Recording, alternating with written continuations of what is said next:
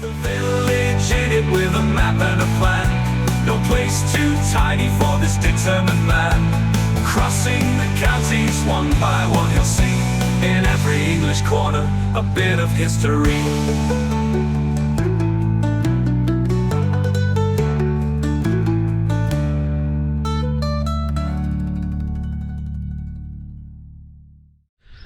Welcome back to Harborough again, everybody. Now, this one should be very, very different to the one you saw yesterday. Scrapped off was something of a suburb of Leicester. This is very much not a suburb. This is a very lovely rural village, and it's got lots of things to tell us, including a cottage that used to be lived in by someone from Eastern Europe. This is Keyham.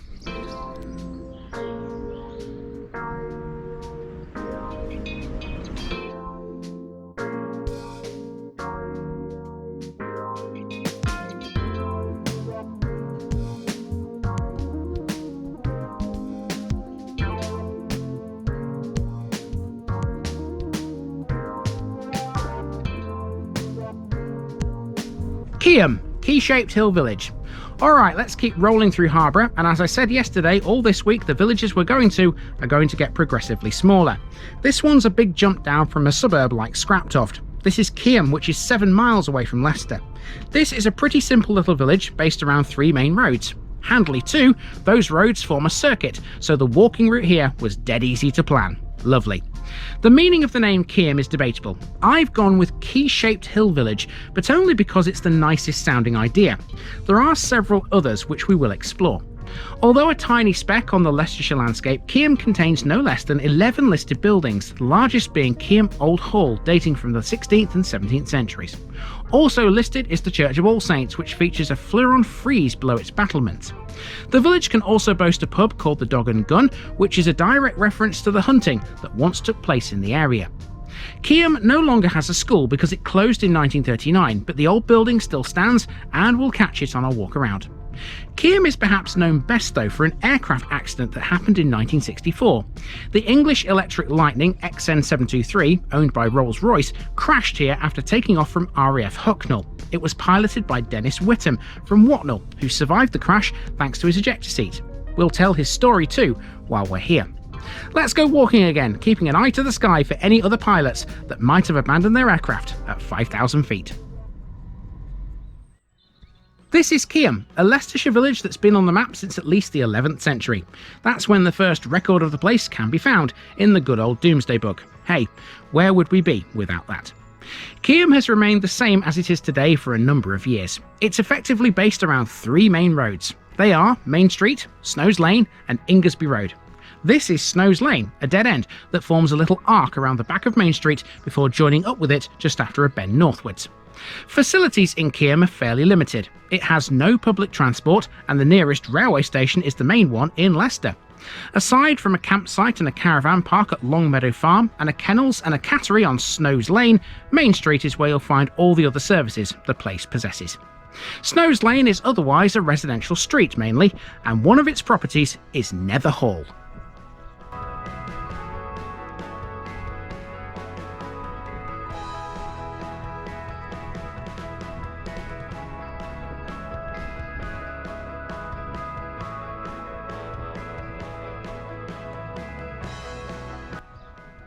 Keyham has 2 halls. Nether Hall is perhaps the lesser known, but both were old historic houses. This one can be found at the lower end of the village, whilst the old hall is at the top end. Nether Hall is dated 1711, but has a lot of 19th century additions. It's listed Grade 2.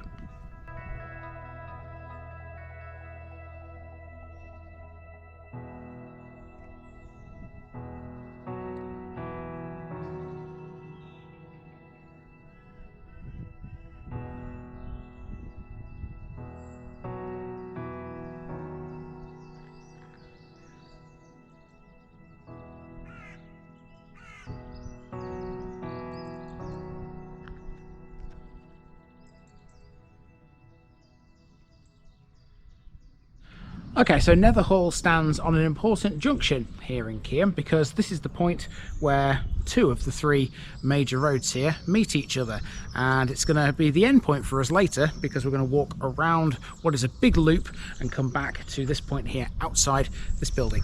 This is the Village Hall. This here is the Village Hall, which sits at the bottom of Main Street. It was built in the 1930s with both local and Carnegie Trust funding, but nobody knows exactly what year.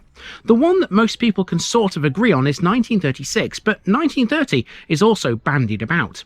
Whatever the case, it's a registered charity and it's run by a management committee. It was opened by a Mrs. Cheels, an event that was followed by a high tea. Mrs. Cheels lived at Nether Hall from the early 1940s, but the house had been in her family long before that. It's known that to open the hall, Mrs. Cheels made a special journey from Lincolnshire. Now, I'm well aware there are differing opinions when it comes to fox hunting. Whatever your view on it, you simply cannot deny the massive role it played as part of our rural British life. Keyham was no stranger to hunting, and that's why the local pub is called the Dog and Gun. This is also on Main Street, bang next door to the Village Hall. It's an Everard's house. Not much is known about the pub, truth be told, but you can find online a list of its landlords that goes back some 200 years. That proves beyond all reasonable doubt that the Dog and Gun is at least early 19th century, date-wise. I reckon it could be even earlier.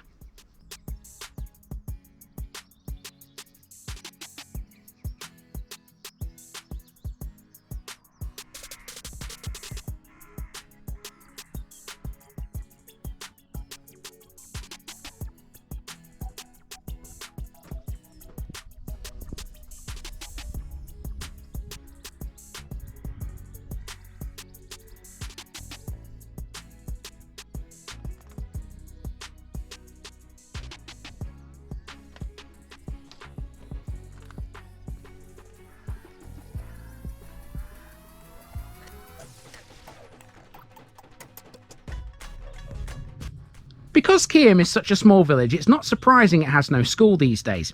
It hasn't had one since 1939, but the building it occupied still stands. A little further up Main Street is that building.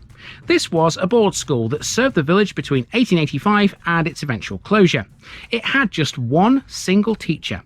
As well as a list of those Dog and Gun landlords, a history of the school by Michael Freeman is also available online.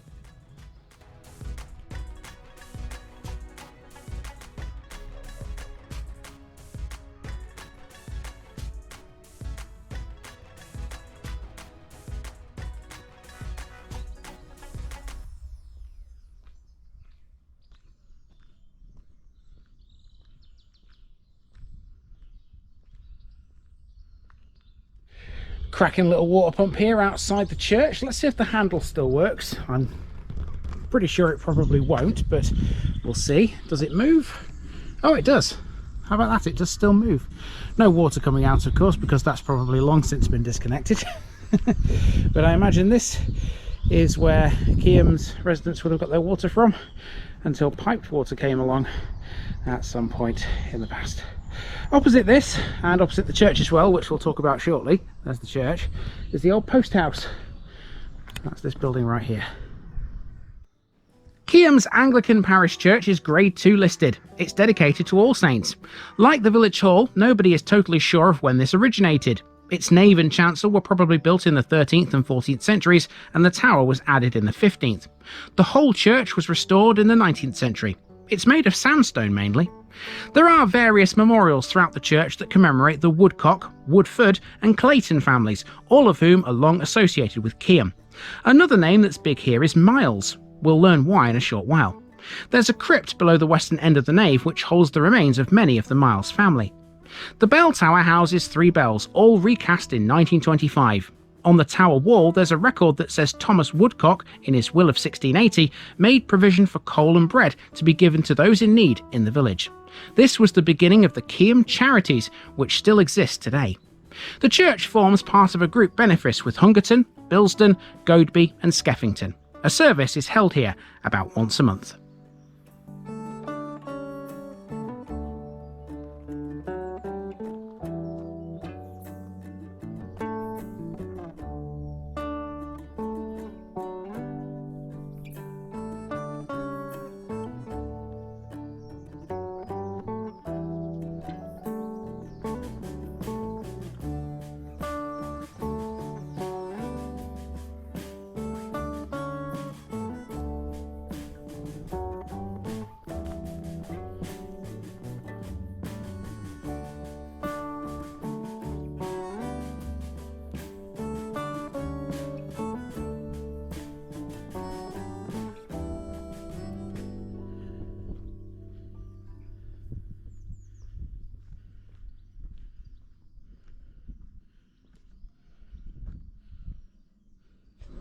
Now here on this next corner there's a little story to tell you, and it all centres around this building here.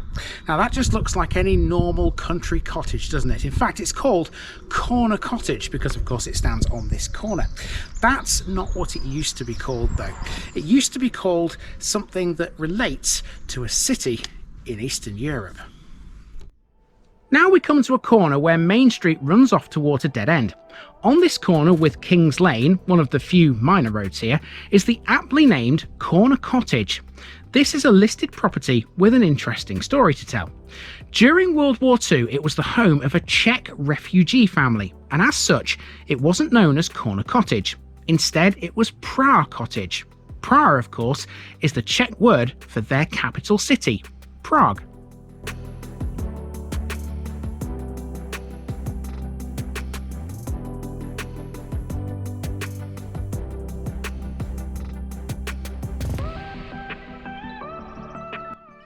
By walking up King's Lane and onto Ingersby Road, we've come around 3 sides now of Keyham Old Hall. The main house isn't visible to us from these roads, but this former stable block complex that once belonged to it definitely is. Keyham Old Hall is one of 11 Grade 2 listed buildings in the village. It was built in red brick with stone dressings and dates from the late 16th to 17th centuries. It was much altered and enlarged in the 19th century.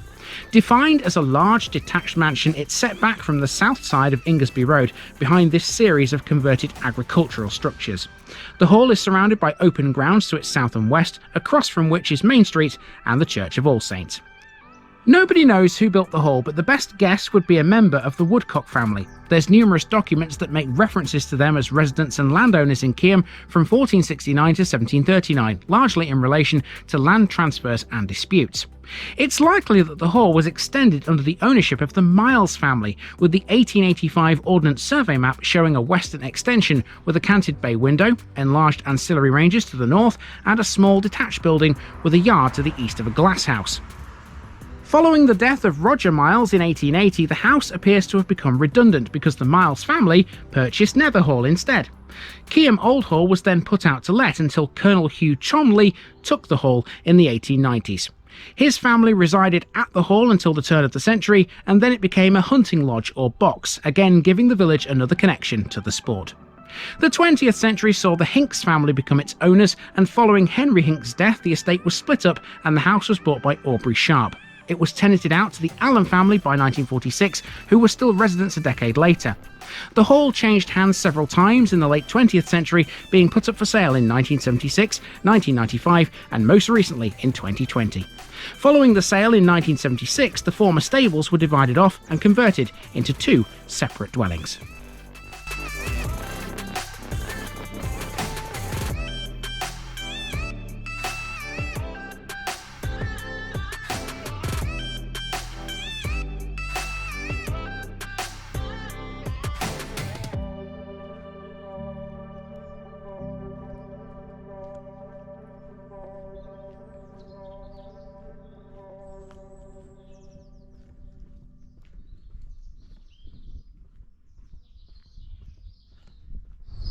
Okay, we've made it back to the village hall at the point where we were earlier. Now, as you can see there's a parish notice board which was built in 1977 for the Queen's Silver Jubilee. Now, ordinarily I'd leave a card on that to signify that I'd been to Keyham. Trouble is, like a Wally, I've left my cards in the car. So yeah, we'll omit that here, I think. But there you go, that has been the village and the parish of Keyham. There is just one more thing I'd like to tell you about though.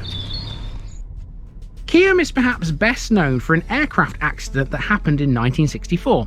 On the 25th of March that year, an English Electric Lightning numbered XN723 crashed here after taking off from RAF Hucknall.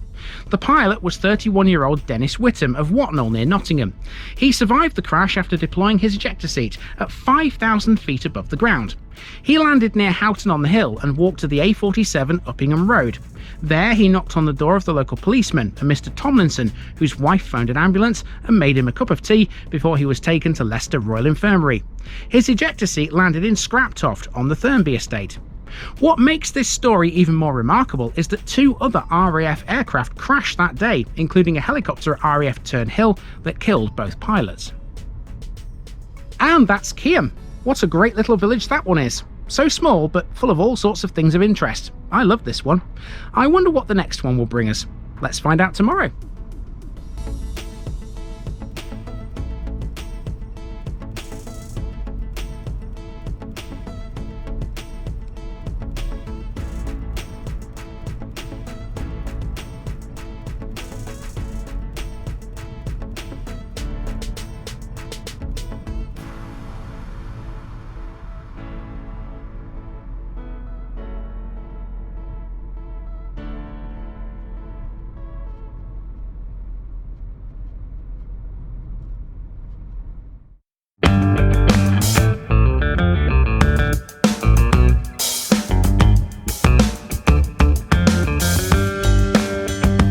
Now, just before I go, remember, this video is part of a huge project to visit every civil parish in England.